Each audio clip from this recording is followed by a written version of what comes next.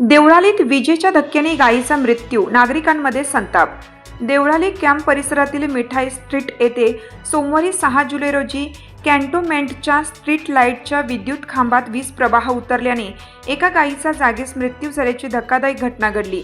या घटनेमुळे परिसरात भीतीचे आणि संतापाचे वातावरण निर्माण झाले असून संबंधित यंत्रणेच्या निष्काळजीपणावर नागरिकांनी प्रश्नचिन्ह उपस्थित केले आहेत। घटनेची माहिती मिळताच स्थानिक नागरिकांनी संबंधित अधिकाऱ्यांशी संपर्क साधला। यावेळी महावितरणचे सहाय्यक अभियंता सुरेश पाचंगे यांनी ही बाब कॅन्टोन्मेंटच्या स्ट्रीट लाईटशी संबंधित असल्याचे सांगितले।